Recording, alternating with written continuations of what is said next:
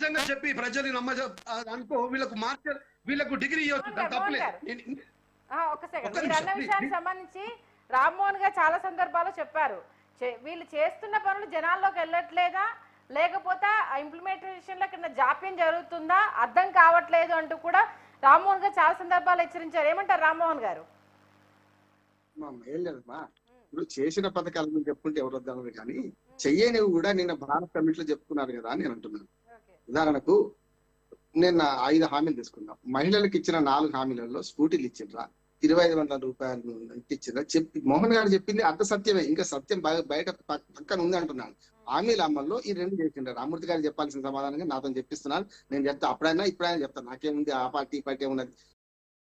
కానీ ఏమనంటే ఈ 2 స్కూటీ అమలైందా, 2500 వచ్చినాయి. నెంబర్ 1. ఎందుకంటే మిగతా దాని జోలికి పోను. ఎందుకంటే బస్సు ప్రయాణం ఉద్యోగస్తులకు ఉపయోగించుకుంటున్నారు. సామాన్య ప్రజలు ఆనాడు మోజుగా 4 రోజులు తిరిగిండ్రు, కానీ ఇప్పుడు ఎవరు తిరిగి ఇంట్లోకి ఎండకాలం బయట కూడా వెళ్తలేరు. వాడు కూడా నేనేమంటున్నాను, ఉద్యోగస్తులు ఆడవాళ్ళు ఉద్యోగస్తులు ఉపయోగించుకుంటారు. నెంబర్ 1. రెండోది రైతులకు ఇచ్చిన హామీలు 2 విడతలు ఇప్పటికి ఎగ్గొట్టింది కదా, ఇప్పటికి రాలే కదా.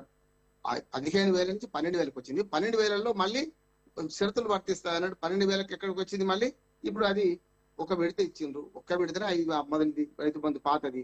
తర్వాత 3 విడతలు కావాలి, ఒకటే విడత ఇచ్చి ఇంకా 2 విడతలు ఎక్కువ పెట్టినట్టే లెక్క. మరి ఏ విడతలో ఇస్తారో చెప్పాలి. కౌలు రైతులకు 12,000 రూపాయలు ఇస్తున్నారు. అదేంటి పోయిందో తెలియదు. రైతు భూమి లేని పేరు అన్నారు. ఎవరు సరూర్ నగర్ సభలో ఆమె చెప్పింది, ఎవరు మన ప్రియాంక గాంధీ. రైతు డిక్లరేషన్ లో రాహుల్ గాంధీ గారు హామీ ఇచ్చారు. ఇవి పక్కన పోయినాయి, నిరుద్యోగ వృత్తి పోయింది. ఇవాళ ఏమంటున్నానంటే ఇట్లా వరుసగా చెప్పుకుంటూ పోతే నేను అరకొర హామీలు మాత్రమే చేసిండు, వాటి కూడా ప్రచారం చేసుకోవచ్చు లేదు మీకు అని నేను అంటున్నాను. లేని చెప్పేవరకు ఏమైంది ప్రజలకు అర్థమవుతుంది. ప్రజలు కూడా చిన్న చిన్న సోషల్ మీడియాలో పెడుతున్నారు, ఇవన్నీ వచ్చినాయని. ఒక ఆమె ముసలామె మొత్తం అన్ని వస్తున్నాయి బిడ్డ అనుకుంటే వ్యంగ్యంగా అన్ని చెప్పింది. నేను ఏమంటున్నానంటే నేను కాదు, ప్రజలు చెప్పే పరిస్థితి చూసుకుంటే ఇవాళ వాళ్ళు చెప్పిన దానిలో 6 గ్యారెంటీలు 13 హామీలు 420 అంటున్నారు. నేను 420 అన్నాను, కానీ అందులో సగానికి సగం కూడా పూర్తి కాలేదు. ఏవైతే బడ్జెటరీ ఉన్నాయో వాటి కోసం ఉందో దానికోసం ప్రయత్నం చేయాల్సిన అవసరం ఉన్నది. 16 నెలలే అయింది అంటున్నారు కదా. 10 ఏళ్లలో ఆ పథకాల్లో కేసీఆర్ గారు చెప్పిన పథకం ఏదైతుందో ఆ పథకాలకు ఎక్కువ ఇస్తా అని మీరు అన్నారు కదా. సమస్య ఏంటంటే రైతు బంధు గురించి ఎక్కువ ఇస్తా అన్నారు. ఆరోగ్యశ్రీ 5 లక్షల 5 లక్షల ఆరోగ్యశ్రీ బీమా పథకం అది ఆనాడు ఉంది ఈనాడు ఉంది. రాజశేఖర రెడ్డి గారు మీ హయాంలో పొందైంది, రాజశేఖర రెడ్డి గారి హయాంలో పొందైంది. కనుక హామీలు అమలు కానీ కూడా మీరు చెప్పవరకు రెండా బెల్లం కలగాబులకం చేసేవరకల్లా ప్రజలకు అర్థమవుతుంది. ఇది రాలే కదా అని చూస్తారు. ఇప్పుడు వచ్చింది ఎవడు చూడడమ్మా, పెట్టడానికి ఎవడు చూడడు, పెట్టేందే చూస్తారు. ఇప్పుడు పెట్టిన తల్లి పెట్టిన తల్లి పెట్టకపోయి పెట్టిన తల్లి ఇంకో మంచి. రామ్మోహన్ గారు ఒక్క సెకండ్ మీరు హోల్డ్లో ఉండండి. మనకు దీనికి సంబంధించి అంటే టీపీసీసీ అధ్యక్షుడు మహేష్ కుమార్ గౌడ్ మీడియాతో మాట్లాడుతున్నారంట నిన్న సభకు సంబంధించి. ఒక్కసారి ఆయన ఏం మాట్లాడి తెలుసుకొని మనం డిబేట్ కంటిన్యూ చేద్దాం. నిన్నటి నుంచి అసలు మంత్రులు ఆల్రెడీ రెస్పాండ్ అయ్యారు. టీపీసీసీ చీఫ్ మాట్లాడుతున్నారు, 5 వరకు చూద్దాం. బహిరంగ సభలో ప్రజల చేత తిరస్కరించబడి ఫామ్ హౌస్ లో కూర్చోబెట్టబడి ప్రభుత్వ జీతం పొందుతూ ఒకరోజు కూడా ప్రజల గురించి ఆలోచించని మాజీ ముఖ్యమంత్రి కేసీఆర్ గారు మాట్లాడిన తీరుని,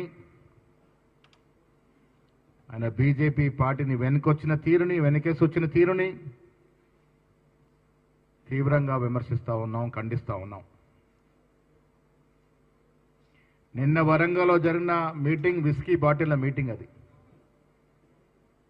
నాకెవరో మిత్రులు చెప్తా ఉన్నారు, పొద్దున్న లేస్తే జనానికన్నా ఎక్కువ విస్కీ బాటిల్లే ఉన్నాయి అక్కడ అని. మహిళలు కనబడలే నిన్న మీటింగ్లో. కారణం విస్కీ బ్రాందీకి వారు లోకలే కాబట్టి మహిళలు ఎవరు రాకుండానే మీటింగ్ జరుపుకున్నటువంటి సందర్భం.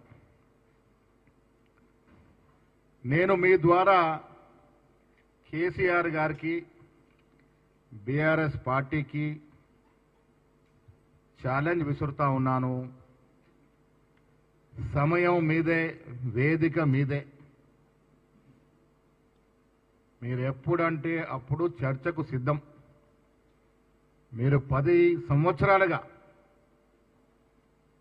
తెలంగాణ రాష్ట్రానికి ముఖ్యమంత్రిగా చేసిందేమిటి, మేము 15 మాసాలుగా మా ముఖ్యమంత్రి రేవంత్ రెడ్డి గారు తెలంగాణకు చేసిందేమిటో చర్చించుకుందాం. వేదిక మీరే నిర్ణయించండి. ఫామ్ హౌస్కి వెళ్ళి బయటకు వచ్చి ఎప్పుడు అంటే అప్పుడు వేదిక మేము వస్తాం, మీరు రండి, చర్చించుకుందాం. దిగిపోయిన తర్వాత కూడా అబద్ధాలతో ప్రజల్ని మభ్యపెట్టే ప్రయత్నం మీద చేస్తూ ఉండ కేసీఆర్, ఇది మంచిది కాదు.